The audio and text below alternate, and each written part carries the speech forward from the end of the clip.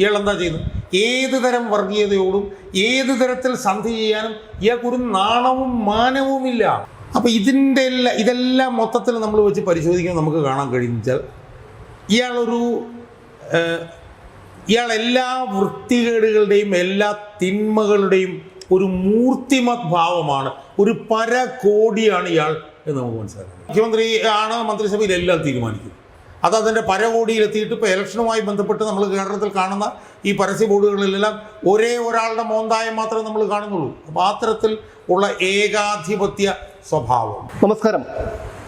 നാളെ കഴിഞ്ഞ് മറ്റന്നാൾ ഒരു തെരഞ്ഞെടുപ്പ് കൂടി വന്നിരിക്കുകയാണ്. ഈ തെരഞ്ഞെടുപ്പിൽ കേരളത്തിലെ ജനങ്ങൾക്കൊരു ലക്ഷ്യമുണ്ടായിരിക്കണം. പിണറായി വിജയൻ എന്ന ഏകാധിപതിയായ കേരള ജനത ഏറ്റവും അധികം വെറുക്കുന്ന മനുഷ്യനെ അധികാരത്തിൽ നിന്ന് പറഞ്ഞയക്കുക എന്നുള്ളതാണ് ആ ലക്ഷ്യം.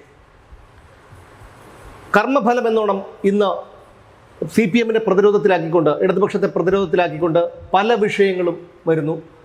ഒരു കർഷകൻ CPI-യുടെ ഓഫീസിൽ ആത്മഹത്യ ചെയ്തു. ശബരിമല യുവതീ പ്രവേശനത്തിനുള്ള നിലപാട് തിരുത്തൽ, പ്രളയം മനുഷ്യനിർമ്മിതമാണ് എന്നുള്ള മാത്യു കുഴൽനാടൻ്റെ വെളിപ്പെടുത്തൽ, ഇതെല്ലാം ഈ അവസാന ഘട്ടത്തിൽ CPM-നെ പ്രതിരോധത്തിലാക്കിയിരിക്കുകയാണെന്ന് മാത്രമല്ല അതൊരു വല്ലാത്ത തകർച്ചയിലേക്ക് കൊണ്ടെത്തിച്ചിരിക്കുന്നു. എന്താണ് ഇത് ഞാൻ ഈ വീഡിയോയിൽ ഈ CPM-നെ പ്രതിരോധത്തിലാക്കി എന്നുള്ള വിഷയമല്ല ഞാൻ ചർച്ച ചെയ്യാൻ ഉദ്ദേശിക്കുന്നത്.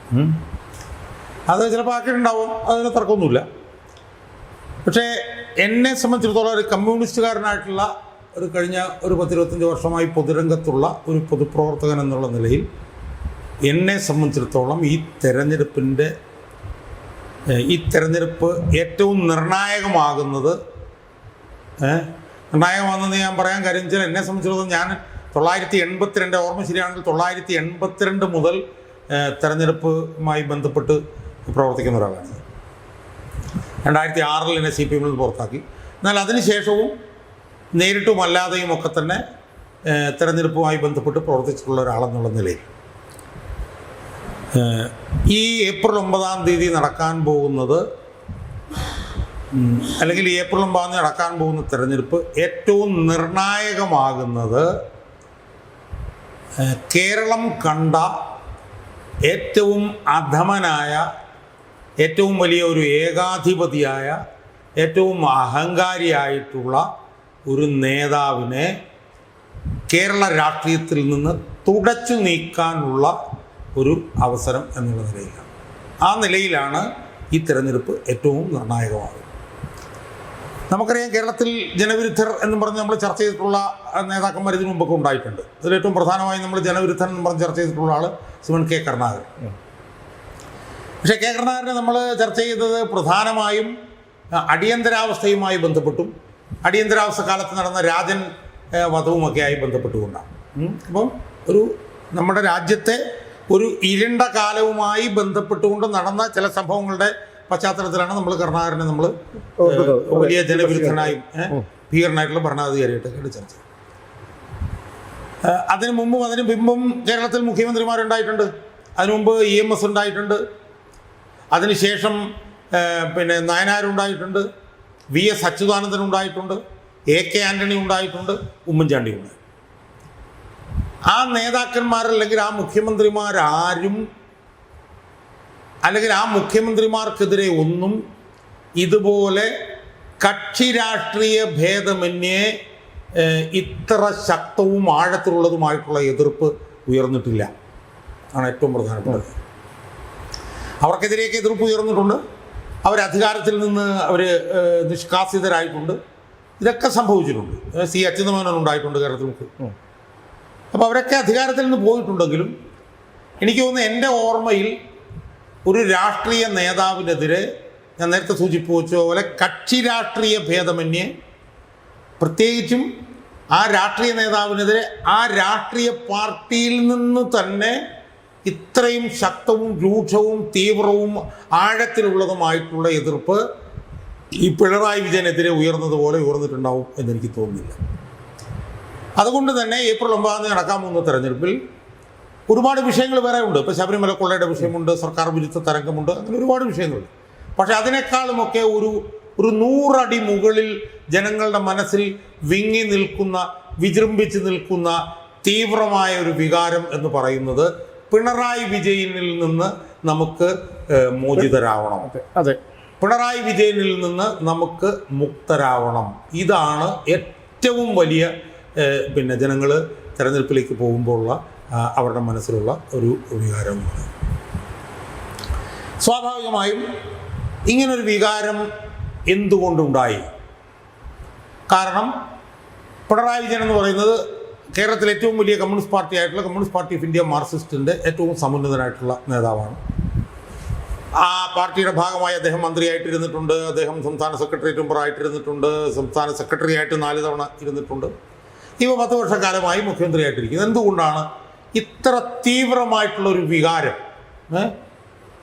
എന്തുകൊണ്ടാണ് കേരളത്തിലെ ജനങ്ങളാകമാനം, എന്തുകൊണ്ടാണ് കേരളത്തിലെ CPM-ൽ തന്നെ ബഹുഭൂരിപക്ഷം ജനങ്ങൾ, എന്തുകൊണ്ടാണ് കേരളത്തിൽ 50% വരുന്ന സ്ത്രീകൾ, അവരെന്തുകൊണ്ടാണ് ഇയാളെ ഇത്ര ഭീകരമായി വെറുക്കുന്നത്, ഇയാളിൽ നിന്ന് ഒരു മോചനം നേടണമെന്ന് ആഗ്രഹിക്കുന്നത്, ഇയാൾ കേരള രാഷ്ട്രീയത്തിൽ നിന്ന് അപ്രത്യക്ഷമാകണമെന്ന് ആഗ്രഹിക്കുന്നത് എന്നുള്ളത് നമ്മൾ ചിന്തിക്കേണ്ട സുഹൃത്തുക്കൾ.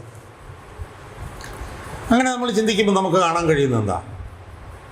ഇത്രയും വലിയൊരു ഒരു ഒരു ഒരു ഏകാധിപതിയായിട്ടുള്ള ഒരു മനുഷ്യൻ, ഇത്രയും വലിയൊരു ക്രൂരനായിട്ടുള്ള ഒരു മനുഷ്യൻ, ഇത്രയേറെ എതിരാളികൾക്ക് ഒരു സ്വാതന്ത്ര്യവും അനുവദിക്കാത്ത, എതിരാളികൾ മുഴുവൻ കൃമി കീടങ്ങളാണെന്ന് വിശ്വസിക്കുന്ന ഒരു മനുഷ്യൻ. എതിരാളികൾ മാത്രമല്ല, അയാളുടെ സഹപ്രവർത്തകർ പോലും അങ്ങനെയാണെന്നാണ് അയാളുടെ വിശ്വാസം. അപ്പം ഞാൻ പറഞ്ഞപ്പോൾ CPM-ൻ്റെ മുഖ്യമന്ത്രിമാരെ നമുക്ക് വേറെ കേരളത്തിലുണ്ടായിട്ടുണ്ട്. അവരെ നമുക്ക് മുഖ്യമന്ത്രി പിണറായി വിജയനെ നമുക്ക് താരതമ്യം ചെയ്യാൻ കഴിയുമോ? നമ്മളിതിനു മുമ്പ് പലതവണ ചർച്ച ചെയ്തിട്ടുണ്ട്. CPM-ൻ്റെ മുഖ്യമന്ത്രിമാരെന്ന് പറഞ്ഞു കഴിഞ്ഞാൽ CPM-ൻ്റെ നയം നടത്താനുള്ള ഉപകരണങ്ങൾ മാത്രമാണെന്നുള്ളത് നമ്മൾ ഇതിനു മുമ്പ് ചർച്ച ചെയ്തു. 2006-2011 കാലഘട്ടത്തിൽ കേരളത്തിലെ CPM-ലെ ഏറ്റവും സമുന്നതനായിട്ടുള്ള നേതാവായിട്ടുള്ള VS അച്യുതാനന്ദൻ മുഖ്യമന്ത്രിയായിരുന്ന സമയത്ത് പോലും പാർട്ടിയുടെ നയം നടപ്പിലാക്കലായിരുന്നു CPM-ൻ്റെ ആ മുഖ്യമന്ത്രിയുടെ ചുമതല. എന്നാൽ ഈ പിണറായി വിജയൻ അധികാരത്തിൽ വന്നപ്പോഴത്തേക്കും എന്താണ് അയാൾ ചെയ്തത്? അയാൾ പാർട്ടിയുടെ അധികാരങ്ങളുടെ കൂടെ കൊണ്ടുപോയി. CPM-ൻ്റെ മുഖ്യമന്ത്രിമാർ ഇതിനു മുമ്പ് ഉണ്ടായിട്ടുണ്ടായിരുന്നെങ്കിലും അവരാരും മന്ത്രിസഭയിൽ ഇത്രയും ഒരു ഏകാധിപത്യ സ്വഭാവം അവർ കാണിച്ചിട്ടില്ല. അതെ, കാരണം മന്ത്രിസഭ എന്ന് പറഞ്ഞാൽ എന്താ? മന്ത്രിസഭയിൽ എന്ന് പറഞ്ഞു കഴിഞ്ഞാൽ മന്ത്രിസഭ സമം മുഖ്യമന്ത്രി എന്നുള്ളതല്ല മന്ത്രിസഭ. മന്ത്രിസഭ എന്ന് പറഞ്ഞൊരു കൂട്ടുത്തരവാദിത്വമാണ്. മന്ത്രിസഭയിൽ മുഖ്യമന്ത്രി കൂടാതെ 10-21 മന്ത്രിമാരുണ്ട്. ആ മന്ത്രിമാരാണ് ആ വകുപ്പുകളെല്ലാം കൈകാര്യം ചെയ്യുന്നത്. സ്വാഭാവികമായും ആ വകുപ്പുകളിൽ ആ മന്ത്രിമാർക്ക് സ്വയംഭരണാവകാശമുണ്ട്. പക്ഷേ കേരളത്തിൽ പിണറായി വിജയൻ മുഖ്യമന്ത്രിയായി കഴിഞ്ഞപ്പോൾ നമ്മൾ കണ്ടതെന്താ? നമ്മൾ കണ്ടത് തീർത്തും ഏകാധിപത്യം. മുഖ്യമന്ത്രി ആണ് മന്ത്രിസഭയിൽ എല്ലാം തീരുമാനിക്കും. അത് അതിൻ്റെ പരകോടിയിലെത്തിയിട്ട് ഇപ്പോൾ ഇലക്ഷനുമായി ബന്ധപ്പെട്ട് നമ്മൾ കേരളത്തിൽ കാണുന്ന ഈ പരസ്യ ബോർഡുകളിലെല്ലാം ഒരേ ഒരാളുടെ മോന്തായം മാത്രമേ നമ്മൾ കാണുന്നുള്ളൂ. അപ്പോൾ അത്തരത്തിൽ ഉള്ള ഏകാധിപത്യ സ്വഭാവം. 2, അയാൾക്ക് മറ്റുള്ള ജനങ്ങളോടുള്ള അയാളുടെ സമീപനം, ആ സമീപനം അയാളുടെ പെരുമാറ്റത്തിൽ നിന്ന് നമ്മൾ കാണുന്നതാണ്. നമ്മൾ പല അവസരത്തിൽ നമ്മൾ ചർച്ച ചെയ്തിട്ടുണ്ട്. കേരളത്തിൽ TP ചന്ദ്രശേഖരനെ കൊന്നപ്പോൾ അയാളെ കുലം കുത്തി എന്ന് വിളിക്കുന്നു. ക്രിസ്ത്യാനികളുടെ ബഹുമാനിതനായിട്ടുള്ള ബിഷപ്പിനെ നികൃഷ്ടജീവി എന്ന് വിളിക്കുന്നു. ജനസമ്മതനായിട്ടുള്ള ഒരു രാഷ്ട്രീയ നേതാവിനെ പരനാറി എന്ന് വിളിക്കുന്നു. ഏറ്റവും അവസാനം അയാളെടുത്തിട്ടുള്ളൊരു സമീപനമുണ്ട്. അയാളുടെ പാർട്ടിയുടെ ഒരു പ്രചരണ യോഗത്തിൽ പങ്കെടുക്കുമ്പോൾ അയാളുടെ പാർട്ടിക്കാരനായിട്ടുള്ള ഒരാൾ ഒരു ചോദ്യം ചോദിക്കുമ്പോൾ വീട്ടിൽ പോയി ചോദിക്കുക എന്ന് പറയുന്നു. ഞാനിപ്പോൾ കഴിഞ്ഞ ദിവസം അറിഞ്ഞൊരു കാര്യം ഞാൻ പറയാം. അതായത് ഈ പല മനഃശാസ്ത്രജ്ഞരും എന്തുകൊണ്ടാണ് പിണറായി വിജയൻ ഇങ്ങനെ സംസാരിച്ചത് എന്നത് ഒന്ന് വിശദീകരിക്കാൻ വേണ്ടിയിട്ട് അവരൊരു ശ്രമം നടത്തി. എന്തുകൊണ്ട് ഇയാൾ ഇങ്ങനെ ചെയ്തു സ്വയം ഒന്ന് വിശദീകരിക്കാൻ. കാരണം അവർ മനഃശാസ്ത്രത്തിലാണോ, അവർ മനഃശാസ്ത്രപരമായെന്ന് വിശകലനം ചെയ്യാൻ. ഞാൻ മനസ്സിലാക്കിയത് ആ വിശകലനം ചെയ്യാൻ ശ്രമിച്ച അവർക്കൊരു മറുപടി അതിനകത്ത് കിട്ടിയില്ല എന്ന്. എന്തുകൊണ്ട് ഇയാളിങ്ങനെ പറഞ്ഞു എന്നുള്ളതിന് അവർക്ക് പോലും ഒരു മറുപടിയില്ല. അപ്പോൾ അവർ സ്വാഭാവികമായും ഇങ്ങനൊരു ചോദ്യം ഉയർന്നാൽ ആ ചോദ്യത്തിനോട് ഏത് രീതിയിലായിരിക്കും പ്രതികരിക്കുക എന്നുള്ളത് സംബന്ധിച്ച് പല പല സിനാറിയോകളും അവർ നോക്കി. അപ്പോൾ ഇങ്ങനെ പ്രതികരിക്കുമ്പോൾ ഉമ്മൻചാണ്ടി പ്രതികരിച്ച പോലെ വേണേൽ പരിഹാസ്യമായ മറുപടി പറയാം. 2, അല്ലെങ്കിൽ അപ്പോൾ തന്നെ മറുപടി എന്താണെന്ന് ചോദിക്കാം. അല്ലെങ്കിൽ നിങ്ങൾക്ക് ചോദ്യം ഉണ്ടല്ലേ, നിങ്ങൾ പ്രസംഗം കഴിഞ്ഞ് എൻ്റെ അടുത്ത് വരും, നമുക്ക് സംസാരിക്കാം എന്ന് പറയാം. അങ്ങനെ പല പല സാധ്യതകൾ ഇതുപോലൊരാൾ ചോദ്യം ചോദിക്കുമ്പോഴുണ്ട്. പക്ഷെ മനഃശാസ്ത്രജ്ഞന്മാർ ആകപ്പാടെ സ്തംഭിച്ചു പോയെന്ന് പറഞ്ഞാൽ അതിൽ സീനിയറായിട്ടുള്ള മനഃശാസ്ത്രജ്ഞന്മാരും അവരാകപ്പാടെ സ്തംഭിച്ചു പോയെന്ന് അവർക്ക് ഇങ്ങനെ ഒരു രാഷ്ട്രീയ നേതാവ് ഇങ്ങനെ പ്രതികരിച്ചു പോയത് എങ്ങനെയാണ് എന്ന് അവർക്കെപ്പോഴും മനസ്സിലാക്കാൻ കഴിഞ്ഞിട്ടില്ല. ഉദാഹരണത്തിന് ഇപ്പോൾ പ്രസംഗിച്ചുകൊണ്ട് നിൽക്കുന്നത്, അതായത് വൈദ്യശാസ്ത്രത്തിൽ പോലും ഇതുപോലെ ഇയാളുടെ ഈ ഒരു സ്വഭാവത്തിന്റെ കാരണം കണ്ടെത്താൻ ഇതുവരെ വൈദ്യശാസ്ത്രത്തിന് കഴിഞ്ഞിട്ടില്ല. മനസ്സിലായി. അപ്പോൾ സാധാരണത്തിൽ ഇങ്ങനെ ഒരു ചോദ്യം ചോദിക്കുമ്പോൾ വേണമെങ്കിൽ പെട്ടെന്ന് ഞെട്ടാം, ഞെട്ടി ഇച്ചിരി നേരം പ്രസംഗം വേണമെങ്കിൽ നിർത്താം, അല്ലെങ്കിൽ വേണമെങ്കിൽ അത് നിങ്ങളവിടെ മിണ്ടാതിരിക്കുക എന്ന് വേണമെങ്കിൽ പറയാം. ഇത് ഈ മനഃശാസ്ത്രജ്ഞന്മാരെയൊക്കെ ഞെട്ടിച്ചെങ്ങനെയാണെന്ന് വെച്ചാൽ ഇയാൾ പ്രസംഗിച്ച് പോകുന്നതിനിടയിൽ തന്നെ വീട്ടിൽ പോയി ചോദിക്കുന്ന പറഞ്ഞിട്ട് ഇയാൾ പ്രസംഗം തുടർന്നുകൊണ്ടിരിക്കുകയാണ്. അതാണ് അവരെല്ലാം ഞെട്ടിച്ചു പോയത്. അപ്പോൾ അതൊക്കെ തന്നെ അയാളുടെ മനസ്സിലുള്ള ഒരു ഒരു ഒരു ഒരു ഒരു ആഴത്തിലുള്ള എന്തോ ഒരു നികൃഷ്ടമായിട്ടുള്ള ഒരു കാഴ്ചപ്പാടിൻ്റെ പ്രതിഫലനമായിട്ടാണ് നമുക്കതിന് കാണാൻ കഴിയുന്നത്. പിന്നെ നമ്മളൊന്ന് ആലോചിച്ച് നോക്കൂ. അതായത് ഇപ്പോൾ കമ്മ്യൂണിസ്റ്റുകാർ എന്ന് പറയുമ്പോൾ അവർക്ക് ചില വിഷയങ്ങളോടുള്ള ചില സമീപനങ്ങളുണ്ട്. അഴിമതി എന്ന് പറഞ്ഞാൽ അഴിമതിയായിട്ട് അവർ ഒരിക്കലും സന്ധി ചെയ്യില്ല. അതാണ് നമ്മൾ കമ്മ്യൂണിസ്റ്റുകാർ ഇതുവരെ കണ്ടിട്ടുള്ളത്. അതുപോലെ തന്നെ വർഗീയത, ന്യൂനപക്ഷ വർഗീയതയും ഭൂരിപക്ഷ വർഗീയതയും ഒരുപോലെ കാണുന്ന മതനിരപേക്ഷതയിലും മതേതരത്തിലും ഒക്കെ അധിഷ്ഠിതമായിട്ടുള്ള ഒരു രാഷ്ട്രീയം പ്രത്യയശാസ്ത്രവുമാണ് CPM-കാർ അവർ മുന്നോട്ട് വയ്ക്കുന്നത്. അതല്ല അങ്ങനെയാണ് അവരുടെ മിക്കവാറും നേതാക്കന്മാരെല്ലാം ചെയ്തിരുന്നത്. ഇപ്പോൾ PS അച്യുതാനന്ദൻ്റെ കാര്യം എടുത്താലും നാനാരുടെ കാര്യം എടുത്താലും EMSന്റെ കാര്യം എടുത്താലും അത് തന്നെയാണ് അവർ പ്രയോഗത്തിൽ വരുത്തിക്കൊണ്ടിരുന്നത്. എന്നാൽ പിണറായി വിജയനെ നമ്മളൊന്ന് വിശകലനം ചെയ്ത് നോക്കി. അഴിമതിയോട് പൂർണ്ണമായി സമരസപ്പെട്ട് പോയ ഒരാളാണ് പിണറായി വിജയൻ. പിണറായി വിജയനെതിരായിട്ടാണ് ഒരു CPM നേതാവിനെതിരെ ഉയർന്നു വന്ന ഏറ്റവും വലിയ അഴിമതി കേസ് ഉയർന്നു വന്നു. 374.5 കോടി രൂപയുടെ അഴിമതി ആരോപണം, ലാവ്ലിൻ കേസ്. അത് ശരിക്കും പുറത്തു വന്നത് എങ്ങനെയാണ്? ഇന്ത്യയിലെ ഏറ്റവും പ്രധാനപ്പെട്ട ഭരണഘടനാ സ്ഥാപനമായിട്ടുള്ള കൺട്രോളറിൻ്റെ ഓഡിറ്റർ ജനറലാണ് അത് പുറത്തു കൊണ്ടുവന്നത്. ആ കേസിൽ CBI അന്വേഷണം പ്രഖ്യാപിക്കുന്നു. സാധാരണഗതിയിൽ ഇതുപോലൊരു അഴിമതി കേസിൽ ഒരു CPM നേതാവിനെതിരെ CBI അന്വേഷണം പ്രഖ്യാപിച്ചു കഴിഞ്ഞാൽ അയാൾ അപ്പം രാജിവെച്ച് പോകുന്നത് നമ്മൾ ഇതുവരെ കണ്ടിട്ടുള്ളൂ. പക്ഷേ ഇയാൾ അതിനെ മൈൻഡ് ചെയ്തില്ല. അതെ, ഇയാൾ ഏതെങ്കിലും ഒരു വിഷയത്തിന് ഇയാൾ മൈൻഡ് ചെയ്തിട്ടുണ്ടോ? ഞാൻ പറയുന്നത് അതിനുശേഷം നമ്മൾ ലാവ്ലിൻ കേസിൻ്റെ അടുത്ത ഘട്ടം നോക്കും. അത് CBI അന്വേഷിച്ചു. CBI അന്വേഷിച്ച് കഴിഞ്ഞിട്ട് CBI റിപ്പോർട്ടിൽ അയാളെ ഈ അഴിമതി കേസിൽ 7ാം പ്രതിയാക്കി. മറ്റത് കോടതിയുടെ ഉത്തരവായിരുന്നു. ആ കോടതി ഉത്തരവിൻ്റെ അന്വേഷണത്തെ തുടർന്ന് അയാളെ 7ാം പ്രതിയാക്കി. സ്വാഭാവികമായും പ്രതിയാകുമ്പോഴെങ്കിലും അയാൾ പാർട്ടി സംസ്ഥാന സെക്രട്ടറി സ്ഥാനത്ത് മാറണ്ടേ? അയാൾ മാറിയില്ല. അയാൾ 6 വർഷം സംസ്ഥാന സെക്രട്ടറി ആയിട്ട് അവിടെ തുടർന്നു. മനസ്സിലായി. അതിനുശേഷം 2020 സ്വർണ്ണക്കള്ളക്കടത്ത് വന്നു. സ്വർണ്ണക്കള്ളക്കടത്തിൽ ഇയാളെ ഇംപ്ലിക്കേറ്റ് ചെയ്യുന്ന ഒരുപാട് അയാൾ അതിനൊന്നും മൈൻഡ് ചെയ്തില്ല, പോകില്ലെന്ന് അയാൾ പറഞ്ഞു. അയാളുടെ പ്രിൻസിപ്പൽ സെക്രട്ടറി M ശിവശങ്കരൻ 1.5 വർഷക്കാലം ജയിലിൽ കിടന്നു.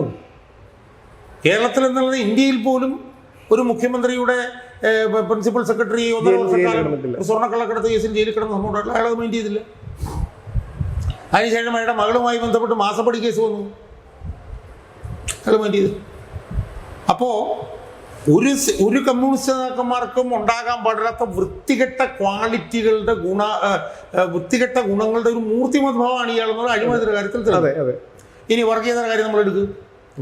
വർഗീയതയുടെ കാര്യം എടുത്താൽ വർഗീയതമായിട്ട് നേരത്തെ ഒരു CPM നേതാക്കന്മാർ ഒരു വിട്ടുവീഴ്ചയും കാണിച്ചിട്ടില്ല. അച്യുതാനന്ദൻ കാണിച്ചിട്ടില്ല, നയനാർ കാണിച്ചിട്ടില്ല, EMS കാണിച്ചിട്ടില്ല, അവർ ആരും കാണിച്ചിട്ടില്ല. ഇയാൾ എന്താ ചെയ്യുന്നത്? ഏത് തരം വർഗീയതയോടും ഏത് തരത്തിൽ സന്ധി ചെയ്യാനും ഇയാൾക്കൊരു നാണവും മാനവുമില്ല. ഇയാൾ പതിറ്റാണ്ടുകൾക്ക് മുമ്പ് പോലെ തന്നെ മുസ്ലിം ലീഗ് എന്ന് പറഞ്ഞ പാർട്ടിയെ വർഗീയ പാർട്ടിയായിട്ടാണ് LDF വിലയിരുത്തുന്നത്. ആ വർഗീയ പാർട്ടിയായിട്ട് വിലയിരുത്തുകൊണ്ടിരുന്ന സമയത്ത് തന്നെ എത്ര മ്ലേച്ഛമായിട്ട് അവരെ മുന്നണിയിലേക്ക് കൊണ്ടുവരാൻ ശ്രമിച്ചു.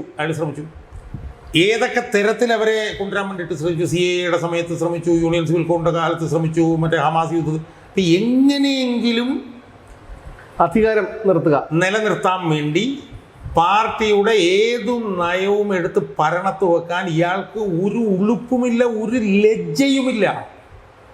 കാരണം അയാളുടെ പാർട്ടി മുസ്ലിം ലീഗിനെ വർഗീയ പാർട്ടിയായിട്ടാണ് വിലയിരുത്തിയിട്ടുള്ളത്. അത് അയാൾക്കും അറിയാം, എല്ലാവർക്കും അറിയാം. അയാളുടെ പാർട്ടിയുടെ പോളിറ്റ് ബ്യൂറോ തീരുമാനം, ആ പാർട്ടിയുടെ പോളിറ്റ് ബ്യൂറോ തീരുമാനം ചവിട്ടി തൊഴിച്ചുകൊണ്ട് മുസ്ലിം ലീഗിനെ ഇതിനകത്തേക്ക് കൊണ്ടുവരാൻ അയാൾക്ക് യാതൊരു മടിയുമില്ല. അയാൾ എങ്ങനെയാണ് പിന്നെ കമ്മ്യൂണിസ്റ്റുകാരനാവും? ഇനി BJP-ക്കെതിരായിട്ടുള്ള സമരമുഖമാണ് CPM അഖിലേന്ത്യാ തലത്തിൽ എല്ലാ സംസ്ഥാനങ്ങളിലും ഉള്ള 5 വരെ 10 വരെ വെച്ചുകൊണ്ട് അവർ ചെയ്തുകൊണ്ടിരിക്കുന്നത്. BJP ഏറ്റവും ശക്തമായി എതിർക്കുന്നത് ഞങ്ങളാണ് എന്നാണ് CPM പറഞ്ഞുകൊണ്ടിരിക്കുന്നത്. ആ CPM-നെ എന്ത് വൃത്തികേടും കാണിച്ചു കൊടുക്കാൻ, ആ CPM-ൻ്റെ ആ BJP-ക്ക് എന്ത് വൃത്തികേടും ചെയ്തു കൊടുക്കാൻ, ആ BJP-യുടെ നേതാവിന് മുമ്പിൽ പോയി മുട്ടുമുട്ടിച്ച് നിൽക്കാൻ അയാൾ ഓരോ തവണ ചെല്ലുമ്പോഴും അയാൾക്ക് ഓരോ വിഗ്രഹവും ഇതൊക്കെ കൊണ്ട് കൊടുക്കാൻ. ഇതിനൊന്നും ഇയാൾക്ക് യാതൊരു മടിയുമില്ല. മനസ്സിലായില്ലേ? അപ്പൊ അഴിമതിയുമായി സമരസപ്പെടാൻ ഒരു മടിയുമില്ലാത്ത, വർഗീയതയുമായി സമരസപ്പെടാൻ ഒരു മടിയുമില്ലാത്ത, എന്ത് വൃത്തികേട് അയാളുടെ കൂടെ നിൽക്കുന്നവർ ചെയ്താലും അതിനെ എല്ലാം ന്യായീകരിക്കുന്ന, യഥാർത്ഥത്തിൽ ഈ വയനാട് ബിഷപ്പാണോ ഇയാളല്ലേ നികൃഷ്ട ജീവി? അല്ല, ഇയാൾ ആരെയൊക്കെ എന്തൊക്കെ വിളിച്ചിട്ടുണ്ടോ അയാളാണ് ആ പദത്തിന് അർഹൻ. അതായത് കുലംകുത്തി. ആരാണ് കമ്മ്യൂണിസ്റ്റ് പാർട്ടിയുടെ യഥാർത്ഥ കുലംകുത്തി? പിണറായി വിജയനാണ്. ആരാണ് നികൃഷ്ട ജീവി? ആ നികൃഷ്ട ജീവി എന്ന് വിളിക്കുമ്പോഴും ജനങ്ങളുടെ ഒരു ഇടയിലേക്ക് ഇറങ്ങി ചെന്ന് കഴിഞ്ഞാൽ അറിയാം ആരെയാണ് നികൃഷ്ട ജീവി. ഞാൻ ഈ നികൃഷ്ട ജീവി എന്ന് പറയുന്നത് പിണറായി വിജയന് മറ്റൊരാളെ വിളിക്കാമെങ്കിൽ മറ്റൊരാൾക്ക് പിണറായി വിജയനെയും വിളിക്കാം. അല്ലെ, ഞാനത് കുറച്ചുകൂടെ കടത്തി പറഞ്ഞാൽ അയാൾ ഒരാളെ നികൃഷ്ട ജീവി എന്ന് വിളിച്ചിട്ടുണ്ടെങ്കിൽ അയാളാണ് നികൃഷ്ട ജീവി. അയാൾ ഒരാളെ കുലംകുത്തി എന്ന് വിളിച്ചിട്ടുണ്ടെങ്കിൽ അയാളാണ് കുലംകുത്തി. അയാൾ ഒരാളെ വർഗവഞ്ചകൻ എന്ന് വിളിച്ചിട്ടുണ്ടെങ്കിൽ അയാളാണ് വർഗവഞ്ചകൻ. പിന്നെ അപ്പം ഇതാണ് അയാളുടെ ഒരു സമീപനം. അയാളുടെ കൂടെ നിന്നാൽ നിങ്ങൾക്ക് എന്ത് വൃത്തികേടും ചെയ്യാം. 5000 സ്ത്രീകളുമായിട്ട് ബന്ധമുണ്ടെങ്കിലും നിങ്ങൾക്ക് അയാളുടെ കൂടെ നിൽക്കാം. സ്ത്രീപീഡനവുമായി ബന്ധപ്പെട്ട് പാർട്ടിയിൽ നിന്ന് പുറത്താക്കിയിട്ടുണ്ടെങ്കിൽ നിങ്ങൾക്ക് പൊളിറ്റിക്കൽ സെക്രട്ടറി ആയിട്ട് തിരിച്ചു. അപ്പോൾ ആ നിലയിൽ CPM എന്ന് പറഞ്ഞ കമ്മ്യൂണിസ്റ്റ് പാർട്ടി എന്ന് പറഞ്ഞ പാർട്ടിയിൽ ഒരു ബ്രാഞ്ച് മെമ്പറായി ഇരിക്കാൻ പോലും ഒരു യോഗ്യതയുമില്ലാത്ത ഒരാൾ. ഇനി അയാളുടെ മറുഭാഗം നമ്മൾ നോക്കൂ. അയാൾ ചെത്തുകാരൻ കോരൻ്റെ മകനാണ്. വളരെ പാവപ്പെട്ട ദരിദ്രമായിട്ടുള്ളൊരു കുടുംബത്തിൽ ജനിച്ചു വന്ന എത്രയോ മക്കളുണ്ടായിരുന്നു. കുറെ പേര് മരിച്ചുപോയി. 11 പേരുണ്ടായിരുന്നു എന്നാണ് എൻ്റെ ഓർമ്മ. കുറെ പേര് മരിച്ചു, 3 പേര് ബാക്കിയുള്ളൂ. അയാൾ സ്കൂൾ ജീവിതത്തെ കുറിച്ച് അയാൾ പറഞ്ഞിട്ടുണ്ട്. റൊട്ടിയൊക്കെ പുസ്തകത്തിനകത്ത് വെച്ച് പോകുന്നതും പട്ടണിയെ കുറിച്ചിട്ടൊക്കെ അയാൾ പറഞ്ഞിട്ടുണ്ട്. അത് സത്യമാണ്, ആ കാലഘട്ടത്തിൽ സത്യമാണ്. അയാളെക്കുറിച്ച് ഇപ്പോൾ ഈ അടുത്ത കാലത്ത് പിന്നെ കിറ്റക്സിൻ്റെ ഉടമയായിട്ടുള്ള സാബുവും ജയിക്കും പറഞ്ഞെന്താ, അയാൾ സാബുവും ജയിക്കുമായിട്ട് പാരീസിൽ ചെന്ന് ഹിൽട്ടൺ കണ്ടു പറഞ്ഞൊരു ഹോട്ടലിൽ ഒരു ദിവസം 7 ലക്ഷം രൂപയുടെ വാടകയുള്ള മുറിയിൽ താമസിച്ചു എന്നാണ് പറയുന്നത്. അത് രാഷ്ട്ര തലവന്മാർ പോലും വന്നാൽ താമസിക്കാത്ത അത്ര വില കൂടിയ ഒരു മുറിയിൽ ഇയാൾ താമസിച്ചു. എന്നിട്ട് $8,000 ഒരു മുറി. അപ്പോൾ പാരീസിൽ ശരിക്കും 700 മുതൽ $1,000 വരെയുള്ള വിലയുള്ള നല്ല ഗംഭീര മുറികൾ കിട്ടുമ്പോഴാണ് ഇയാൾ ഖജനാവിൻ്റെ പണമെടുത്ത് ഈ 7.5 ലക്ഷം രൂപയ്ക്ക് അവിടെ താമസിച്ചു. അത് കണ്ടിട്ട് ഈ ശതകോടീശ്വരനായിട്ടുള്ള സാബുവും ജേക്കബിന് പോലും വല്ലാത്തൊരു അസ്വസ്ഥതയുണ്ടായി. സാബുവും ജേക്കബ് എന്നിട്ട് പറഞ്ഞു, സാറേ ഇതാരെങ്കിലും അറിഞ്ഞാൽ എന്ത് സംഭവിക്കുമെന്ന് ചോദിക്കും. അപ്പോൾ ഇയാൾക്ക് അസ്വസ്ഥ ഒന്നെങ്കിൽ ഇയാളെന്ന് മുറി മാറിയെങ്കിലും പിറ്റേ ദിവസം അതിൻ്റെ കലിപ്പ് സാബുവും ജേക്കബിനുള്ള പെരുമാറ്റത്തിൽ അയാൾ കാണിച്ചു. സാബുവും ജേക്കബ് ഇൻ്റർവ്യൂവിൽ പറയുക.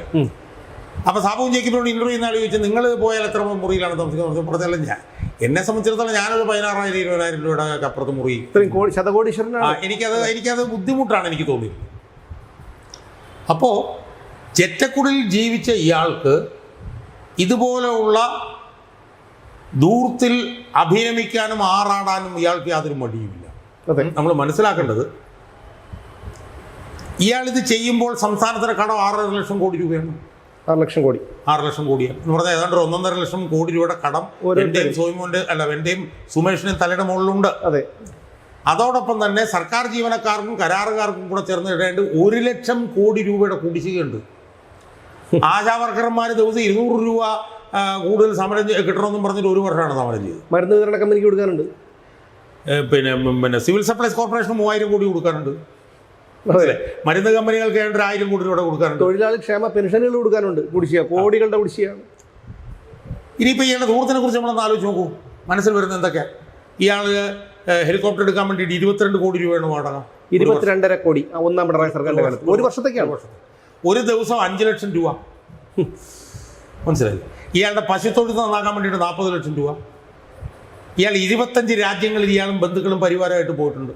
എല്ലാം കൂടെ ചേർന്ന് ദൂരത്തിന് മാത്രം ഏതാണ്ട് ഒരു 50 കോടി രൂപ. അല്ല, അത് മാത്രമല്ല, ചാണകക്കുഴിക്ക് 4 ലക്ഷം രൂപ. ലിഫ്റ്റ് പിടിപ്പിക്കാൻ 1-ാം നിലയിൽ നിന്ന് 2ാമത്തെ നിലയിലേക്ക് കയറാൻ ലിഫ്റ്റ് പിടിപ്പിക്കാൻ വേണ്ടി 25.5 ലക്ഷം രൂപ. നീന്തൽക്കുളം 2 പടി താഴോട്ടിറങ്ങാൻ ബസ്സിൽ നിന്ന് ഇറങ്ങാനായിട്ട്. അതെ, അതുപോലെ കറങ്ങുന്ന കസേര, ബാർബർ ഷോപ്പിലെ കസേര ഉണ്ടല്ലോ, അത് വാങ്ങിക്കാൻ വേണ്ടി മാത്രം 1,65,000 രൂപയാണ് ചൈനയിൽ നിന്ന് ഇറക്കുമതി ചെയ്ത ആ കസേരയ്ക്ക്. അപ്പോൾ വർഗീയതകളോട് സന്ധി ചെയ്യാനൊരു മടിയില്ലാത്തവൻ, അഴിമതി, ഭൂമി കയ്യേറ്റം, ഇതിനോടെല്ലാം ഒത്താശ ചെയ്യുന്നവൻ, അതിഭീകരമായിട്ടുള്ള ധൂർത്ത് നടത്തുന്ന ഒരാൾ, ക്രൂരമായി ആളുകളോട് പെരുമാറുന്ന ആൾ, ചെടിച്ചട്ടി കൊണ്ട് അടിച്ചു പൊട്ടിക്കുമ്പോൾ ജീവൻ രക്ഷാപ്രവർത്തനമാണെന്ന് പറയുന്ന ആൾ. അപ്പോൾ ഇതെല്ലാം മൊത്തത്തിൽ നമ്മൾ വെച്ച് പരിശോധിക്കുമ്പോൾ നമുക്ക് കാണാൻ കഴിയുന്നത് ഇയാൾ എല്ലാ വൃത്തികേടുകളുടെയും എല്ലാ തിന്മകളുടെയും ഒരു മൂർത്തിമത് ഭാവമാണ്, ഒരു പരകോടിയാണ് ഇയാൾ എന്ന് നമുക്ക് മനസ്സിലാക്കാൻ കഴിയും. അപ്പം അതിൻ്റെ ഭാഗമായിട്ടാണ് ഇപ്പോൾ ഒരാൾ ചോദിച്ചത്, ഇപ്പോൾ ഒരാൾ ഫേസ്ബുക്കിൽ ചോദിച്ചത്, ഇപ്പോൾ ഇയാൾക്ക് GPay കയറാൻ അല്ല, അത് തീർച്ചയായിട്ടും ശരിയായിട്ടുള്ളൊരു കാര്യമാണ്. കാരണം ഇയാൾ റോഡിലിറങ്ങുമ്പോൾ നമ്മളെല്ലാവരും ഒഴിഞ്ഞു നിന്ന് കൊടുക്കണം. 40 കാറുകൾ, ആംബുലൻസുകൾ, പോലീസ് എസ്കോർട്ട്, എന്തെല്ലാമായിരുന്നു ഇയാൾക്ക്. ബസ്സിൽ നിന്ന് ഇയാൾ നവകേരള സർക്കിട്ട് നടത്തിയപ്പോൾ ഇയാൾക്ക് സ്കൂളിൽ ഈ പ്രസംഗവേദിയിലേക്ക് പ്രവേശിക്കാൻ എത്രയോ സ്കൂളുകളുടെ മതിലുകൾ ഇടിച്ചു പൊളിച്ചു. ഈ യൂത്ത് കോൺഗ്രസ്സുകാരെ, കരിങ്കുടി കാണിച്ച യൂത്ത് കോൺഗ്രസ്സുകാരുടെ തല തല്ലിപ്പൊളിച്ചു ഈ ഹെൽമെറ്റും ചെടിച്ചട്ടിയും കൊണ്ട്. ഇപ്പോൾ വോട്ട് തെണ്ടി ഇറങ്ങിയപ്പോൾ ഇയാൾക്ക് ഒന്നിനെയും പേടിയില്ല, ഒരു കുഴപ്പമില്ല. സാധാരണക്കാരൻ, ചെത്തുകാരൻ കോരന്റെ മകൻ വിജയൻ. ഇതിന്റെ ഇടയിൽ ഞാൻ ഒരു ചെറിയ കാര്യം ഒന്ന് വായിച്ചിട്ട് തുടരാം. ഈ ജോൺ പൗത്തിങ്കൽ എന്ന് പറഞ്ഞ ഒരാളുടെ ഫേസ്ബുക്ക് പോസ്റ്റാണ്. അതിനയാൾ പറയാണ്, ഈ പന്നക്കിളവനെ പച്ച തൊടിയിക്കരുത്. അത് അയാളുടെ വാക്കുകളാണ്, എൻ്റെ വാക്കുകളാണ്. എന്നിട്ട് അയാൾ പറയാണ്, ഇയാൾക്ക് ഇപ്പോൾ ഈ വാഹനത്തിൽ ഒരു GPay നിൽക്കുന്നതാണ്, ഇയാൾക്ക് ഇപ്പോൾ ഈ വാഹനത്തിൽ കയറാൻ ലിഫ്റ്റ് വേണ്ട, അകമ്പടിയായി 40 വണ്ടി വേണ്ട, ആംബുലൻസ് വേണ്ട, 1000 പോലീസുകാർ ചുറ്റും വേണ്ട, വഴിയിൽ നിൽക്കുന്നവരെയൊന്നും അടിച്ചോടിക്കണ്ട, അവരുടെ തല ചെടിച്ചട്ടി കൊണ്ട് അടിച്ചു പൊട്ടിക്കണ്ട, കറുപ്പ് ഷർട്ടിടുന്നവനെ പൊക്കി ലോക്കപ്പിലിടണ്ട. ഇതാണ് ജനാധിപത്യത്തിൻ്റെ ശക്തി. ഇത് 5 വർഷത്തിലൊരിക്കലേ നമ്മൾക്ക് കിട്ടൂ. വീണ്ടും LDFന് വോട്ട് കൊടുത്താൽ ഇയാൾ വീണ്ടും പഴയ ചക്രവർത്തിയാകും. ഇയാളെ ചക്രവർത്തിയാക്കണോ അതോ ഇതുപോലെയുള്ള മര്യാദയുള്ള ജനസേവകനാക്കണോ എന്ന് തീരുമാനിക്കാനുള്ള ദിവസമാണ് ഏപ്രിൽ 9. അത് പാഴാക്കരുത്. അത് ചിലതിനൊക്കെയുള്ള മറുപടി കൂടെ ആവണം. മറക്കരുത്, നമ്മളോട് ചെയ്തത് ഒരിക്കലും മറക്കരുത്. ജോൺ പൗത്തിങ്കൽ എന്ന് പറഞ്ഞ ആള്. ഇയാളെ പൊതുപ്രവർത്തകനായിട്ടും ഇവിടെ വേണ്ട, കേരളത്തിലെ ജനങ്ങൾക്ക് ഇയാളെ പൊതുപ്രവർത്തകനായിട്ടും വേണ്ട. ഏതെങ്കിലും കമ്മികൾക്ക് ഇയാളെ വേണമെങ്കിൽ വീട്ടിൽ കൊണ്ടുവച്ചോ, ഒരു പ്രശ്നമില്ല. അല്ലെങ്കിൽ പാർട്ടി ഓഫീസിൽ കൊണ്ടുവച്ചോ, ഒരു പ്രശ്നമില്ല. റോഡിലോട്ട് ഇറക്കി വിടല്ലേ, അത്രേ മാത്രമേ പറയുള്ളൂ. ജനം സഹികെട്ടിരിക്കുകയാണ്. കാരണം ഞാൻ മെനഞ്ഞാന്ന് പാലക്കാട് പോയി, മുമ്പ് കഴിഞ്ഞ ആഴ്ച ഞാൻ പോയിരുന്നല്ലോ. ഓരോ ഹോർഡിങ്ങുകളും ജനങ്ങളുടെ പൈസ, ഇവിടെ ഇരുന്ന് തെണ്ടുന്നവൻ്റെ നികുതി പണം, മത്സ്യം വിൽക്കുന്ന സ്ത്രീകളുടെ 10, 78, 80 വയസ്സായ സ്ത്രീകൾ അവർ മത്സ്യം വിറ്റ് കൊണ്ടുവന്നിട്ട് കൊടുക്കുന്ന നികുതി പണമാണ്. ആ പണമൊക്കെ എടുത്ത് ഇയാളെ ഈ മരമോന്ത വെക്കാനായിട്ട് ഒരു നാണോ ഇല്ലേ? ഞങ്ങൾക്ക് പറയും. കാരണം എന്ന് വെച്ചാലേ ഇയാൾ കാരണം അനുഭവിച്ചത് ചില്ലറയൊന്നുമല്ല. ഇയാളെ വിമർശിച്ചു, ഇയാളുടെ തെമ്മാടിത്തരങ്ങളെ വിമർശിച്ചു എന്നതിൻ്റെ പേരിലല്ലേ ഞങ്ങളെയൊക്കെ ഇയാൾ മറ്റേ അറസ്റ്റ് ഉണ്ടാക്കിപ്പിച്ചതെന്ന്, ജയിലിൽ കിടന്നത് അതിന് വേണ്ടിയിട്ടല്ലേ? അപ്പം ഇയാളുടെ കുടുംബസ്വത്താണോ ഈ പറയുന്ന സംസ്ഥാനം? വിജയ, ഈ ഒരു അവസരം വരുമെന്ന് വിജയ മനസ്സിലാക്കിയിരുന്നു. താൻ പറ്റുമെങ്കിൽ ധർമ്മടത്ത് കൂടെ താൻ നോക്കും. അഥവാ ആണെങ്കിൽ പോലും താൻ ജയിച്ചാൽ പോലും, ധർമ്മടത്ത് ജയിച്ചാൽ പോലും ഈ പറയുന്ന കോൺഗ്രസ്സുകാരുടെ ഇടയിൽ വന്ന് ചുരുണ്ടുകൂടിയിരിക്കും അട്ടയെപ്പോലെ ഒരു സ്ഥലത്ത് നിയമസഭയിൽ. കാരണം അത്രയാണ് താൻ കാണിച്ചു കൂട്ടിയത്, താനും തൻ്റെ കുടുംബവും കാണിച്ചു കൂട്ടിയത്. ഓർമ്മയുണ്ടോ?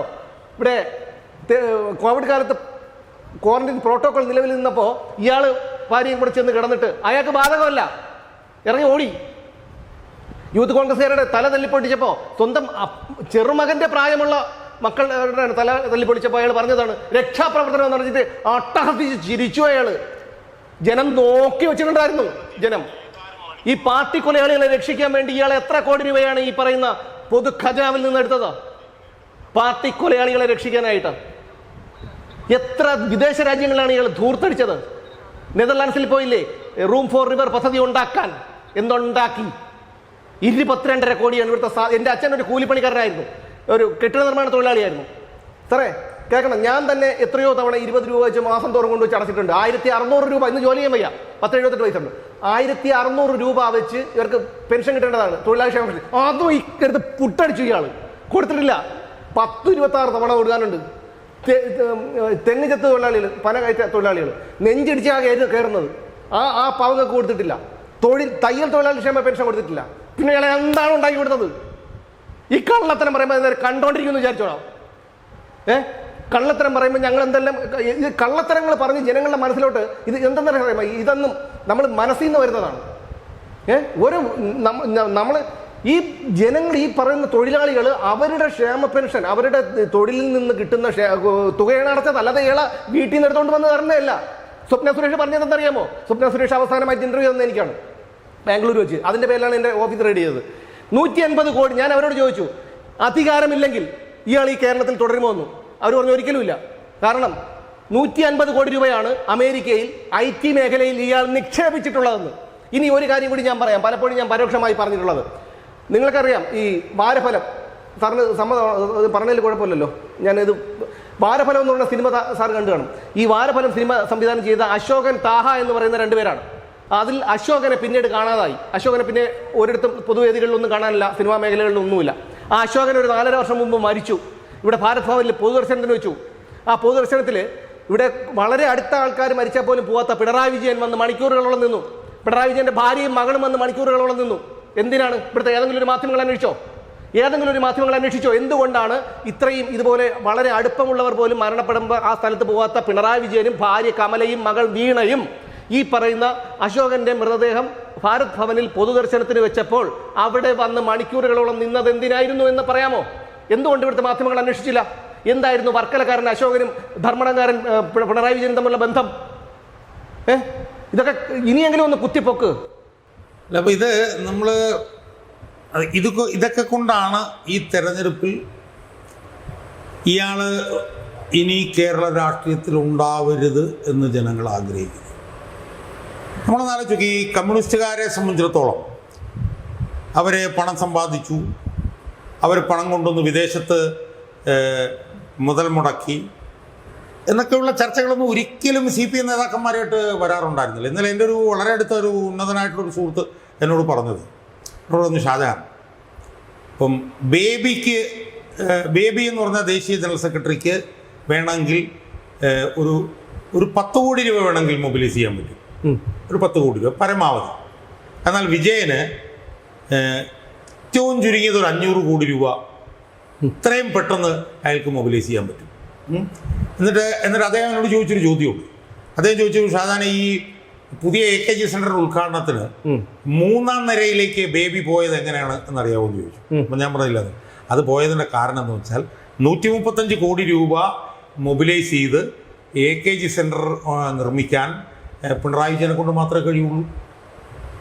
ബേബിയെ കൊണ്ട് അതിൻ്റെ ഒരു മുറി നിർമ്മിക്കാനുള്ള പൈസ ഉണ്ടാക്കാൻ പറ്റുള്ളൂ. ഉദാഹരണത്തിന് ഊരാളുങ്കൽ എന്ന് പറഞ്ഞിട്ടൊരു സംവിധാനം, ആ ഊരാളുങ്കൽ എന്ന് പറഞ്ഞ സംവിധാനത്തിനെ ഉപയോഗിച്ചുകൊണ്ട് പണം സമ്പാദിക്കാനുള്ള രീതി സമ്പ്രദായങ്ങൾ ഇയാളുടെ കയ്യിൽ മാത്രമേ ഉള്ളൂ. അവർക്ക് 100 കോടി രൂപയുടെ ഒരു പദ്ധതി കൊടുത്തു കഴിഞ്ഞാൽ 100 കോടി രൂപ പദ്ധതി ചിലപ്പോൾ 50 കോടി രൂപയുടെ ആയിരിക്കും അത് 100 കോടി രൂപയ്ക്ക് കൊടുക്കുന്നത്. അതിൽ അവർക്ക് പോയി കഴിഞ്ഞാൽ ബാക്കി ഇയാളുടെ കയ്യിലേക്ക് വരും. എന്ന് മാത്രമല്ല, ആ പണങ്ങളൊന്നും അയാൾ ഇവിടെയല്ല നിക്ഷേപിക്കുന്ന. അല്ല, അയാൾക്കറിയാം. ഞാൻ പറഞ്ഞില്ലേ, അറബി കഥ എനിക്ക് തോന്നുന്നു ശ്രീനിവാസൻ ഇയാളെ കണ്ടുണ്ടാക്കിയതാണ്. ഞാൻ പറയട്ടെ, ഇപ്പോൾ ഉദാഹരണത്തിന് 2005 ഇയാളുടെ ഭാര്യയും ഇയാളുടെ മക്കളും കൂടെ വിദേശത്തേക്ക് പോയി. എവിടെ വിദേശത്തേക്ക് പോയത്? സിംഗപ്പൂരിലേക്കാണ് 2005.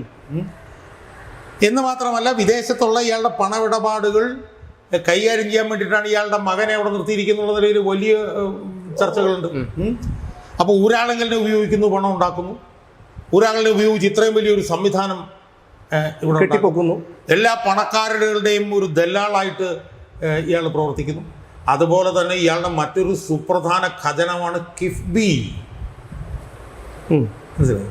ഇപ്പോൾ കിഫ്ബിയിൽ നിന്ന് ഇപ്പം 200 ചില്ലാനം കോടി രൂപയുടെ പരസ്യം നടത്തി. അതിൽ 100 ചില്ലാനം കോടി രൂപയുടെ പരസ്യം കിഫ്ബിയിൽ നിന്നാണ്. കിഫ്ബിയുടെ പ്രത്യേകത എന്താണ്? കിഫ്ബി ശരിക്കും ഇയാളുടെ ഒരു ഖജനമാണ്. യഥാർത്ഥത്തിൽ ഇയാളുടെ ഒരു കാഷ്യറാണ് KM അബ്രഹാം. ഇയാൾക്ക് എപ്പോഴാണോ പണം വേണ്ടത് ആ പണം അപ്പം തന്നെ കിഫ്ബിയിൽ നിന്നെടുത്ത് കൊടുക്കുന്ന ആളാണ്.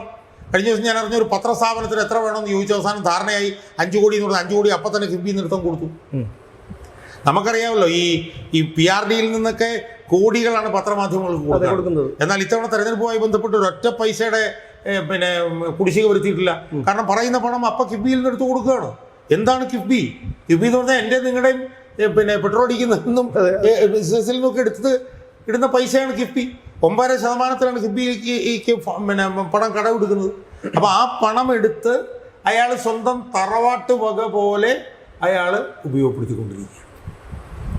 അപ്പോൾ ഇതുപോലൊരു രാഷ്ട്രീയ നേതാവ് കമ്മ്യൂണിസ്റ്റ് പാർട്ടിയെ സംബന്ധിച്ചിടത്തോളം കേരളത്തിൻ്റെ ചരിത്രത്തിൽ ഉണ്ടായിട്ടില്ല, ഇനി ഉണ്ടാവുകയില്ല. അപ്പം ഇതിൻ്റെ എല്ലാം പശ്ചാത്തലത്തിലാണ് കേരളത്തിലെ ജനങ്ങൾ ഇയാൾ ഒഴിയണം, ഇയാൾ അപ്രത്യക്ഷനാവണം, അന്തരീക്ഷത്തിൽ ഇയാൾ വിലയം പ്രാപിക്കണം എന്ന് ആളുകൾ ചിന്തിക്കുന്നു. ഇപ്പോൾ ഉദാഹരണത്തിൽ ഇപ്പോൾ ഇയാൾ തോറ്റാൽ ഇയാളെ നാട് വിടുമെന്ന് പറഞ്ഞ് ഞാനൊരു വീഡിയോ ചെയ്തു. ഞാൻ യുക്തിപത്രം അല്ലാതെ വീഡിയോകൾ ചെയ്യുന്നൊരു സ്വഭാവക്കാരനാണ്. ഞാൻ ഇതുവരെ ഒരു കമ്മ്യൂണിസ്റ്റുകാരനും തോറ്റു കഴിഞ്ഞാൽ നാട് വിടുമെന്നുള്ള കാര്യം ഞാൻ ചിന്തിച്ചിട്ട് പോലുമില്ല. പക്ഷേ ഇയാളുടെ കാര്യത്തിൽ ഞാൻ ചിന്തിച്ചു. കാരണം എന്താണ്? ഇയാളുടെ കാര്യത്തിൽ അത് നടക്കാനുള്ള സാധ്യതകളുണ്ട്. സാധ്യതയില്ലെന്നുണ്ട്, അയാൾക്ക് നിൽക്കാൻ പറ്റില്ലല്ലോ. ഇയാൾ ഏതാണ്ട് 1.5 കോടി രൂപയോളം ഇയാളുടെ ആരോഗ്യവുമായി ബന്ധപ്പെട്ടും ഇയാൾ ചെലവഴിച്ചിട്ടുണ്ട് എന്നാണ് പറയുന്നത്. മനസ്സിലായി? അപ്പം അതുകൊണ്ട് തന്നെ എല്ലാ വൃത്തികേടുകളുടെയും മൂർത്തിമത് ഭാവം അതും ഒരു കമ്മ്യൂണിസ്റ്റുകാരനാണെന്ന് ആലോചിക്കുന്നത്. ഒരു കമ്മ്യൂണിസ്റ്റുകാരന് ഇതുപോലെ വൃത്തികേടുകളുടെ മൂർത്തിമത് ഭാവം അറിയുന്നത് കേരളത്തിലെ എല്ലാ ജനവിഭാഗങ്ങൾക്കും ബോധ്യമായിരിക്കും. ഇപ്പോൾ ധർമ്മടത്ത് തന്നെ ഇയാളുടെ അവസ്ഥ എന്തായിരിക്കും എന്ന് നമുക്ക് പറയാൻ പറ്റില്ല. ധർമ്മടത്ത് അബ്ദുൾ റഷീദ് എന്ന് പറഞ്ഞ ചെറുപ്പക്കാരൻ വലിയ തരംഗം ഉണ്ടായിക്കൊണ്ടിരിക്കുകയാണ്. കണ്ണൂർ ജില്ലയിലെ എല്ലാ മണ്ഡലങ്ങളിലും വലിയ തോതിലുള്ള വികാരം ഇയാൾക്കെതിരെ അലയടിച്ചുകൊണ്ടിരിക്കുകയാണ്. ഇപ്പോൾ കണ്ണൂർ ജില്ലയിൽ തൃക്കരിപ്പൂര് പ്രശ്നം, പയ്യന്നൂരിൽ പ്രശ്നം, തളിപ്പറമ്പിൽ പ്രശ്നം, പിന്നെ മട്ടന്നൂരിൽ പ്രശ്നം, തലശ്ശേരിയിൽ പ്രശ്നം, ഇയാളുടെ മണ്ഡലത്തിൽ ഉൾപ്പെടെ പ്രശ്നം.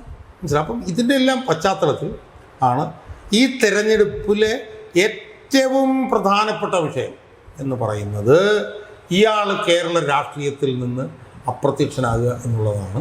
അത് കേരളത്തിലെ ജനങ്ങൾ കക്ഷി രാഷ്ട്രീയ ഭേദമന്യേ അത് നിർവഹിക്കും.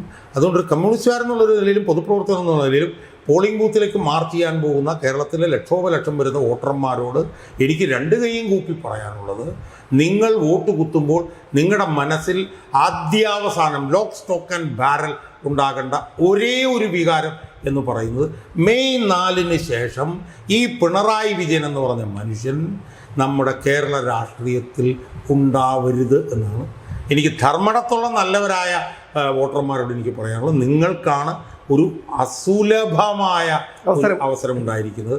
ധർമ്മടത്ത് ഇയാളെ തോൽപ്പിച്ചാൽ, കാരണം ഇതുപോലുള്ള ഒരുപാട് അധികായന്മാർ തോറ്റിട്ടുണ്ട്. കേരളത്തിൽ കെ കരുണാകരൻ തോറ്റിട്ടുണ്ട്. തോക്കാൻ പാടില്ലാത്ത കാരണങ്ങൾ കൊണ്ടായിരുന്നുവെങ്കിലും VS അച്യുതാനന്ദൻ തോറ്റിട്ടുണ്ട്. R ബാലകൃഷ്ണപിള്ള എന്ന് പറഞ്ഞ ആള് 8 or 10 തവണ ജയിച്ചിട്ടുള്ളതാണ്. അയാൾ തോറ്റിട്ടുണ്ട്. അപ്പോൾ ഒരുപാട് അധികായന്മാർ തോറ്റിട്ടുള്ള ഒരു സംസ്ഥാനമാണ് കേരളം. കേരളത്തിൽ യഥാർത്ഥത്തിൽ ധർമ്മടത്തെ ജനങ്ങൾക്കാണ് ഏറ്റവും അസുലഭമായ അവസരം ലഭിച്ചത്. ആ അവസരം ഉപയോഗിച്ചുകൊണ്ട് ഇയാളെ തോൽപ്പിച്ച് മൂലയ്ക്കിരുത്താനുള്ള ആർജവം, ഇച്ഛാശക്തി അത് ധർമ്മടത്തെ ജനങ്ങൾ കാണിച്ചാൽ ആ ധർമ്മടത്തെ വോട്ടർമാരോട് കേരളത്തിലെ 139 മണ്ഡലങ്ങളിലെ ജനങ്ങൾക്കും അവരോട് നന്ദി ഉണ്ടായിരിക്കും എന്നാണ് ധർമ്മടത്തെ വോട്ടർമാരോട് എനിക്ക് സൂചിപ്പിക്കുന്നത്. അല്ല, ഇയാൾ ഈ പിണറായി വിജയനെ സംബന്ധിച്ചിടത്തോളം നമുക്കറിയാം, ഇതുപോലെ പറയുന്നതൊന്ന് പ്രവർത്തിക്കുന്നത് ചെയ്യുന്ന മറ്റൊരു നേതാവില്ല. ഇവിടെ സ്വാശ്രയ കോളേജിനെതിരെ SFI-കാരെ സമരം ചെയ്യാൻ തള്ളിവിട്ടിട്ട് ഇയാളുടെ മകളെ ഇയാൾ അതേ വർഷം കൊണ്ടുവന്നിട്ട് Amrita institute of engineering and ടെക്നോളജിയിൽ കോയമ്പത്തൂർ ചേർത്ത് പഠിപ്പിച്ചു. ഇയാളുടെ 2 മക്കളും ഇവിടെ പഠിച്ചത് അല്ല, മറ്റേ ബെർമിംഗ്ഹാമിലല്ല. അതെ, രണ്ടും അതെ, പ്രൈവറ്റ് ആണ്. അപ്പോൾ അത് ഞാനോ ഷാജോൻ സാറോ അല്ല പറയുന്നത്, അത് അദ്ദേഹത്തിൻ്റെ സന്തത സഹചാരിയായിരുന്ന ആരുടെ സഹായത്താലാണ് വീണയ്ക്ക് അമൃതയിൽ അഡ്മിഷൻ വാങ്ങിച്ചത്. ആ മനുഷ്യൻ ബെർലിൻ കുഞ്ഞനന്ദൻ നായരുടെ ഒളി ക്യാമറകൾ പറയാത്തത് എന്നുള്ള പുസ്തകത്തിൽ അയാളുടെ ആ ഒരു ക്രൂര മനസ്സ് കാണണമെങ്കിൽ അതിൽ എഴുതിയിട്ടുണ്ട്. കാരണം കൃഷ്ണൻ നായരെ വിളിച്ച് ഈ ഒരു ശുപാർശ പ്രകാരം അഡ്മിഷൻ ഒപ്പിച്ച് കൊടുത്തതിന് ശേഷം ട്രെയിനിൽ ഇയാൾക്കും ഭാര്യയ്ക്കും മകൾക്കും മാത്രം ബർത്ത് ബുക്ക് ചെയ്തു. ഈ വയസ്സായ ഇയാളെക്കാളും പ്രായമുള്ള ബെർലിൻ കുഞ്ഞനന്ദൻ നായർ പോലും അവിടെ നിന്നാണ് യാത്ര ചെയ്തത്. വരദരാജന്റെ വണ്ടിയാണ്. അപ്പൊ ഇയാളുടെ ഒരു അവസ്ഥ ഒന്ന് ആലോചിച്ച് നോക്കൂ. ഇയാൾക്ക് ജനങ്ങളോട് പകയാണ്, പക. ഇപ്പൊ 2 ആഴ്ച മുമ്പ് നമ്മൾ കണ്ടതാണോ, ഒരാൾ എണീറ്റ് സംസാരിച്ചപ്പോൾ പൊതുവേദിയാണെങ്കിലും ഒന്ന് ഓർക്കണ്ടേ, ആ പൊതുവേദിയിൽ വെച്ച് പറഞ്ഞ് വീട്ടിൽ പോയി ചോദിക്കാൻ. ഞാനാണെങ്കിൽ ചോദിച്ചേനെ, തൻ്റെ വീട്ടിലൊന്നും ചോദിക്കാനുള്ള എൻ്റെ വീട്ടിലാണ് ചോദിക്കുന്നത്, എൻ്റെ വീട്ടിൽ പോയുള്ള എൻ്റെ വീട്ടിൽ ഒന്ന് ചോദിക്കാൻ പറ്റുമോ എന്ന് ചോദിച്ചേനെ. അവൻ കാണിച്ചത് തെറ്റ് തന്നെയാണ്. ഒരാൾ സംസാരിക്കുമ്പോൾ ഒന്ന് സംസാരിച്ചത് തെറ്റ് തന്നെയാണ്. പക്ഷേ നമ്മൾ പിണറായി വിജയൻ്റെ അടിമയില്ല. ഞാൻ നിങ്ങൾ ഉൾപ്പെടെയുള്ള പലരും ഇയാൾ കടന്നു പോകുമ്പോൾ വെയിൽ കൊണ്ടിട്ട് നിന്നിട്ടുണ്ട് ഇയാൾക്ക് കടന്നു പോകാനായിട്ട്. ഇയാൾ ആരെങ്കിലും പിടിച്ച് കടിക്കുമോ? ആ പേടിയാണോ? ഇയാൾ നന്തൻകോട്ട ക്ലിഫ് ഹൗസിൽ നിന്ന് ഇറങ്ങി നടന്ന് ഇതിലെ മ്യൂസിയം വഴി, പാളയം വഴി നടന്ന് ചാല മാർക്കറ്റ് വഴി തിരിച്ച് നടന്നു വന്നു കഴിഞ്ഞാലും ഇയാളെ ഒരു പട്ടിയോ ഒന്നും ചെയ്യാൻ പോകുന്നില്ല. അപ്പോൾ ഇയാൾക്ക് എന്താണ് എനിക്ക് പറയുന്നത് പോലെ നേരത്തെ മനഃശാസ്ത്രജ്ഞർ പോലും കണ്ടുപിടിക്കാൻ പറ്റാത്ത ഒരു ഇതാണ്. കാരണം എന്താണ് ഇയാളുടെ മനസ്സിൽ എന്ന് പറയുന്നത്? ജനങ്ങളോട് ആകെ പക ഇയാൾക്ക്. ഈ ജനങ്ങളുടെ നികുതി പണം എടുത്തിട്ടാണ് ഈ പോറ്റുന്നത് എന്നുള്ള യാതൊരു ചിന്തയുമില്ല. ഇയാൾ പാവപ്പെട്ട ഒരു സാധാരണക്കാരനെ സ്വന്തം ഇയാളുടെ ഒരു 10 അടി അകലത്തിലെങ്കിലും വന്നിട്ട് എത്ര വർഷമാവും? ഇപ്പോൾ തെരഞ്ഞെടുപ്പ് സ്റ്റണ്ടിനോടനുബന്ധിച്ചല്ലേ വരുന്നത്. അല്ലാതെ ഈ വലിയ വലിയ വമ്പം കോടീശ്വരന്മാരല്ലാതെ വേറെ ആരെങ്കിലും വന്നിട്ടുണ്ടോ? എത്ര കോടി രൂപയാണ് ഇയാൾ ധൂർത്തടിച്ച് കളഞ്ഞത്, ഇയാളും ഭാര്യയും മകളും കൂടി ധൂർത്തടിച്ച് കളഞ്ഞത് നമുക്ക് എല്ലാവർക്കും അറിയാവുന്നൊരു കാര്യം തന്നെയാണ്. പക്ഷേ ഇനി ഒരിക്കൽ കൂടി ഞാനും ഷാജഹാൻ സാർ പറഞ്ഞത് എനിക്ക് പറയാനുള്ളത്, ചെറിയ കാര്യം പറയാം. എനിക്ക് ഇതിപ്പോൾ തെരഞ്ഞെടുപ്പിന് മുമ്പുള്ള ഒരു പക്ഷേ സുമേഷുമായിട്ടുള്ള ഏറ്റവും അവസാനത്തെ ചിലപ്പോൾ ഇൻ്റർവ്യൂ ആയിരിക്കും എന്നുള്ളതുകൊണ്ട് എനിക്ക് കേരളത്തിലെ കമ്മ്യൂണിസ്റ്റ് പാർട്ടികളുടെ അണികളോട്, പാർട്ടി മെമ്പർമാരോടും അനുഭാവികളോടും പതിറ്റാണ്ട് കാലങ്ങളായി CPM വോട്ട് ചെയ്യുന്നവരോടും പറയാനുള്ളത്, നിങ്ങൾക്ക് കേരളത്തിലെ CPM എന്ന് പറയുന്ന പാർട്ടിയെ രക്ഷപ്പെടുത്തണം എന്ന് നിങ്ങൾക്ക് ആഗ്രഹമുണ്ടെങ്കിൽ നിങ്ങൾ ശ്രദ്ധിക്കേണ്ട ഒരു പ്രധാനപ്പെട്ട കാര്യം എന്താ, ബംഗാളിലുണ്ടായിരുന്നു, ത്രിപുരയിലുണ്ടായിരുന്നു, രണ്ടിടത്തും ഒരു പോക്ക് പോയി, തിരിച്ചു വന്നിട്ടില്ല.